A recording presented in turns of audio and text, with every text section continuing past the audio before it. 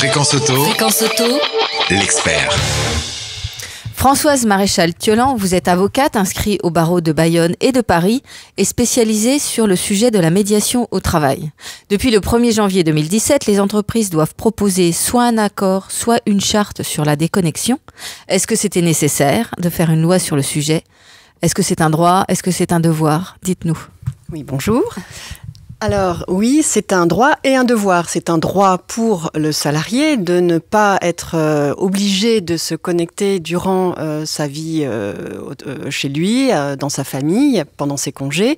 Et c'est un devoir pour l'entreprise que de mettre en place ces mesures du droit à la déconnexion par effectivement une négociation annuelle obligatoire, par une charte, à défaut de trouver cet accord, et pour aussi les salariés qui sont en forfait jour. Il faut absolument le prévoir, puisqu'il peut y avoir des débordements évidemment très importants du temps de travail des salariés en forfait jour. Et donc s'il n'y a pas d'accord, l'entreprise a l'obligation d'afficher une charte. D'afficher une charte et de trouver des solutions, ce qui serait un peu dommage, puisqu'en fait le principe c'est de négocier et de débattre, de mettre le travail en débat et cette hyperconnexion qui peut effectivement être dangereuse pour la santé et le bien-être des salariés. Donc c'était nécessaire. Alors, à mon sens, ça n'était pas nécessaire. Nous sommes quand même le seul pays qui a pris une mesure légale pour mettre en place ce droit à la déconnexion, alors que dans d'autres pays, d'autres entreprises, comme en Allemagne par exemple, BMW, Volkswagen, avaient déjà pris des mesures. Et les mesures relatives à la négociation sur la qualité de vie au travail permettaient déjà de mettre en place ces mesures. Mais voilà. Ça se négocie entreprise par entreprise? Alors ça se négocie entreprise par entreprise, effectivement. Donc nous, on a choisi une méthode un peu formelle. Française. Voilà, nous aimons légiférer plutôt que de trouver, déjà d'utiliser les outils qui sont à notre disposition, ce que faisaient déjà certaines entreprises. Mais c'est vrai que de mettre en place une loi permet évidemment de s'y référer si l'employeur a un manquement. Mais à contrario, on pourra se poser, ça sera peut-être des questions abordées, du rôle du salarié dans sa propre protection. Quand on écoute le répondeur, quand on écoute les interrogations des salariés, on se rend compte que avec l'arrivée des réseaux sociaux au travail, l'arrivée des smartphones et des mails qu'on peut recevoir très tard le soir, est-ce que cette limite, elle est dangereuse pour vous, pour la santé du salarié, pour le bien-être ? Alors, ou est-ce que c'est juste le cours normal des choses? Dans l'arrivée de tous ces outils, il y a un côté lumineux et un côté évidemment sombre. Aujourd'hui, on voit beaucoup de salariés qui sont amis avec leur manager, qui sont amis avec leurs clients, leurs fournisseurs, et donc, tout le monde se suit sur Facebook, LinkedIn, et on se tutoie beaucoup. Donc, dans tous les cas, il n'y a plus vraiment, la frontière vie personnelle, vie professionnelle est de plus en plus fine. Donc, il est clair qu'il y a une capillarité énorme entre la vie professionnelle et la vie personnelle. Et c'est la raison pour laquelle c'est important de le négocier et d'établir un véritable diagnostic dans l'entreprise avant de prendre des mesures, parce que si on décrète, pendant 3 jours, par exemple, comme cela a été fait dans une mairie, on ne s'envoie pas des mails. Eh bien, le résultat, c'est qu'il y a une baisse de 75%. Pendant ces 3 jours, et le lendemain, vous avez un pic phénoménal. Ouais. Donc, ça n'a pas de sens.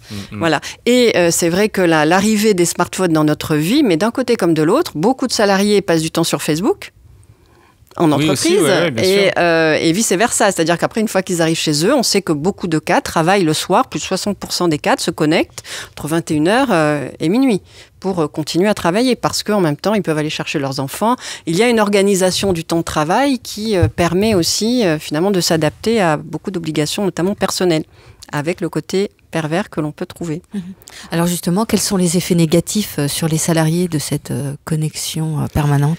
Eh bien, alors les effets négatifs, on le sait, on peut être en burn-out, on peut être complètement fatigué, on peut avoir des problèmes cognitifs, les problèmes oculaires aussi. On se connecte de plus en plus, on sait qu'il y aura des dégénérescences beaucoup plus importantes au niveau des yeux. Et puis, ces problèmes, si vous voulez, portent aussi sur la volonté peut-être de certains salariés de ne pas répondre.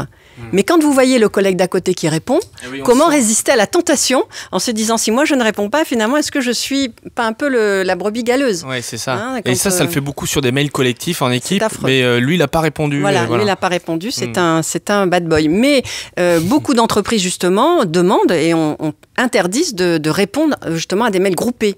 Et il faut arrêter ces répondre à tous, les mails tournants, parce que justement, plus de 30% du temps de travail quotidien est consacré au traitement des emails. C'est un peu absurde, on envoie des mails au collègue qui est à côté. On peut plus se lever pour parler, on envoie des mails. Donc ça devient vraiment un peu curieux comme relation au travail, voilà, comme communication. Quelle est la responsabilité de l'employeur ? Est-ce que c'est, comme vous l'avez cité, de limiter les usages, de ne pas envoyer de mails le week-end ? On arrête de passer autant de temps aussi à faire du reporting, à s'envoyer des mails. Et on va aussi parler de la responsabilité du salarié, puisque c'est aussi ce qui est remonté dans le répondeur. L'employeur doit être responsable à tous les niveaux. C'est-à-dire qu'il peut mettre, si vous voulez, des alertes pour informer et demander aux salariés d'arrêter de se connecter. Il ne suffit pas de dire il ne faut plus se connecter. Je crois qu'il faut peut-être aller au-delà, et la loi d'ailleurs ne l'oblige pas nécessairement, mais il faut vraiment prévoir des processus. Donc surveiller l'hyperconnexion des salariés. Il faut mettre en place des mesures de formation pour le management. Aussi inviter les managers à ne pas stimuler, à ne pas demander aux salariés de répondre, de faire des reportings à toute heure du jour et de la nuit. Et évidemment former aussi les salariés à un usage mesuré.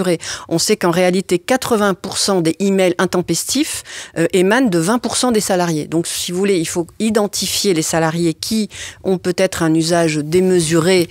Qui envoient des mails à tout va. Voilà, des mails à tout va, répondre à tout le monde, ouais. Alors que d'autres ont un usage modéré. Donc, en fait, il faut pouvoir doser la formation, l'information. Donc, former les managers, oui. Et former les salariés aussi. Les salariés à ces outils qui arrivent. Sachant que nous avons la jeune génération, la petite poussette dont parle Michel Serres, qui sont nés avec ces outils numériques.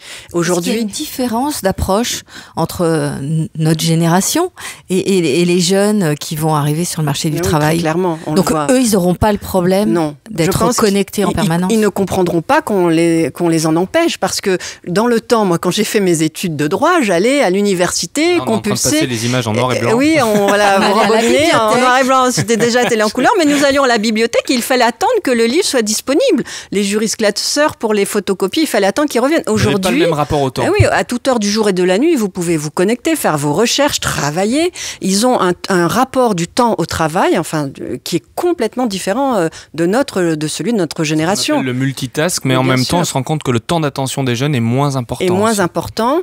Et effectivement que la charge cognitive peut être peut-être trop élevée. Ça veut dire que ce sera plus compliqué pour eux ? Oui. Ça sera plus compliqué pour eux de s'adapter en fait à cette interdiction ou à cette modération de l'hyperconnexion, puisqu'ils sont déjà hyperconnectés. J'étais à une réunion de parents d'élèves où le proviseur demandait aux parents de faire attention, car les élèves étaient tout le temps connectés, par exemple, pour suivre leurs notes. Il y a des enfants de 13-14 ans qui se connectent à minuit, 1 heure, pour voir si les notes sont tombées ou s'il y a des devoirs. Donc ça veut dire qu'ils sont déjà, eux, dans cette dynamique de volonté de trouver l'information, de bien faire, et donc ça consiste aujourd'hui à l'éducation. Dès aujourd'hui, il faut éduquer les jeunes. Mais comment l'entreprise pourra gérer ? Là, on est dans des comportements individuels. Est-ce que c'est pas trop intrusif de dire regardez pas vos mails ? Et même, est-ce que c'est possible ? Non, je pense que ça n'est pas possible pour en tout cas les salariés qui sont cadres. Pour les cadres dirigeants, c'est impossible en réalité de leur demander de limiter leur accès à leur courriel et à l'information. On sait que plus de 80% des cadres se connectent pendant leur congé payé, de peur de rater une information, et surtout pour 60% de peur de prendre du retard. Donc en réalité, pour éviter d'être surchargé, en fait, ils se connectent pour ne pas être débordés à la rentrée. Donc non, c'est illusoire et c'est intrusif, effectivement. D'ailleurs, dans l'accord Orange, le salarié peut demander à la direction qui s'occupe justement des services d'information d'avoir l'information en termes de mesures de connexion. Il peut avoir accès au nombre de connexions qu'il a, les courriels qu'il envoie, etc. Ce qui existe déjà, puisqu'on a un droit d'accès avec la CNIL à nos propres informations. Mais l'accord le prévoit, ce qui montre en fait que c'est bien interactionnel. C'est-à-dire, le salarié peut aussi demander un état des lieux de ses propres connexions. Et comme vous l'avez dit, il en va aussi de la responsabilité du salarié de prendre des moments de ressourcement, parce que sinon, effectivement, on est toujours connecté, on n'arrive jamais à faire de véritables pauses pour mieux repartir après au travail. Alors, et on peut arriver à des situations de burn-out.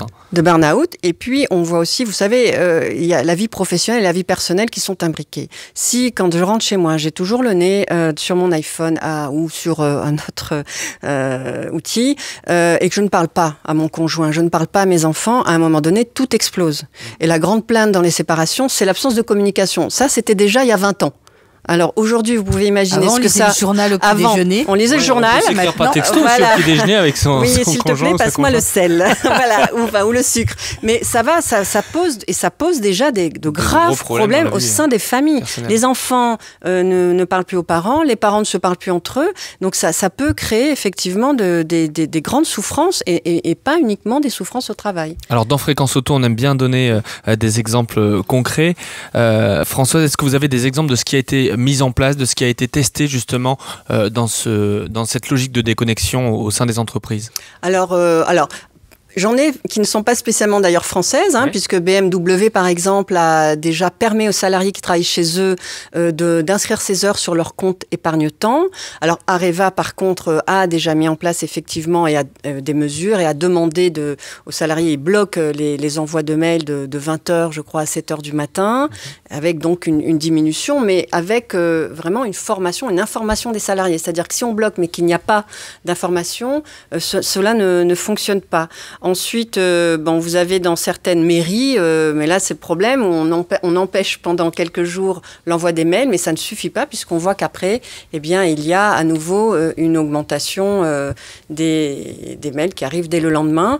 Donc voilà, tous les accords prévoient la même chose, c'est-à-dire qu'on fait un diagnostic et ensuite on discute avec, dans l'idéal, les instances représentatives et enfin on propose des mesures qui s'adaptent en termes de formation des managers, des salariés et qui permettent donc ensuite une évolution. Parce qu'il ne suffit pas de le faire, ces accords sont évolutifs. Il faut prendre en considération ce que ça va produire dans l'entreprise. Oui, parce que par exemple, une entreprise internationale, comment on peut interdire un salarié d'envoyer un mail quand son collègue il est à 6 heures de décalage horaire? Est-ce que c'est possible? Ça n'est pas possible, à mon sens, ça n'est pas possible du tout, puisque par définition, les salariés qui sont à l'international travaillent avec des structures qui sont souvent dans d'autres fuseaux horaires. Donc moi, c'est vrai que la plupart des personnes que je connais qui sont dans ce type d'activité ne peuvent pas gérer autrement leur activité et ça serait même à la limite une souffrance pour eux de ne pas pouvoir finalement réagir. Par exemple, si vous travaillez sur des places financières, quand Singapour, ça n'est pas possible. Donc ça dépend vraiment et c'est la raison pour laquelle ça doit être négocié au niveau de l'entreprise et selon son activité, ses besoins et les besoins réciproques de l'entreprise et des salariés. Le vrai sujet, c'est la réponse. C'est pas vraiment l'envoi du mail. Oui. C'est la gestion de la réponse. Alors oui, et puis il n'y a pas que le mail en réalité, puisque finalement, par ces outils, vous pouvez faire un certain nombre de choses. Vous pouvez aussi vous former. Alors il y a les fameux MOOC où on sait que beaucoup de salariés se forment entre 6h et 7h du matin, par exemple. MOOC, c'est l'éducation, les formations à distance. Hein, c'est ça. Vous avez donc passé des ordres. C'est pas nécessairement envoyer un mail si vous êtes dans la finance. Vous pouvez faire un certain nombre de choses qu'on ne peut pas vous interdire de faire, puisqu'il entre dans votre mission normalement d'être réactif. Donc c'est toute la difficulté. Chez Volkswagen, où ils ont justement bloqué l'envoi des mails, en réalité, ça ne concerne que très peu de salariés. Ça doit concerner, je crois, 1100 salariés sur 19 000. Donc en réalité, c'est pas réalisable pour tous les salariés. Donc Françoise, ce qu'il faudrait faire encore selon vous, c'est quoi? Plus de formation pour les managers, plus de formation pour les managers et puis peut-être oser libérer le salarié et notamment les bons élèves parce qu'en réalité ce sont les bons élèves qui veulent répondre rapidement, ce sont ceux qui veulent rester dans la course, ceux qui ont peur de mal faire, qui vont finalement se suradapter. Oui, donc c'est oser finalement ne pas ouvrir surtout ces mails et c'est vrai que, par exemple, lorsque les mails sont déroutés et que l'émetteur reçoit ce mail disant que finalement la personne est en congé et qu'il sera traité par une autre personne, ça libère réellement le salarié. Donc en fait, il y a vraiment des mesures à tous les niveaux qu'il faut prendre. Donc s'il y avait un conseil à donner aux salariés, c'est mettez bien une signature de mail en disant je ne suis pas disponible de tel jour à tel jour. Et les entreprises doivent le faire en fait automatiquement. Le salarié doit le faire, mais l'entreprise doit aussi l'imposer quand il voit que les salariés n'y arrivent pas. Et c'est ça en fait qui est peut-être le plus difficile, où il va falloir peut-être négocier fortement. Et donc la question se pose, c'est que s'il n'y a pas d'accord signé, ça veut dire que les gens évidemment ne sont pas d'accord, hein, c'est le principe. Hein. Donc on va vers la charte, mais je trouve que c'est vraiment regrettable et que cela mériterait vraiment de mettre en place un réel dialogue, quitte à faire intervenir un tiers comme un médiateur, une personne qui va vraiment permettre aux intervenants et aux interlocuteurs, aux instances représentatives à l'employeur, de comprendre pourquoi ils n'y arrivent pas. Parce que si on n'y arrive pas, c'est qu'il y a une raison. Donc de la discussion, du dialogue et de la négociation. Merci beaucoup Françoise Maréchal-Thiolland d'être venue sur le plateau de Fréquence Auto. Merci. Mais Merci vous restez avec nous.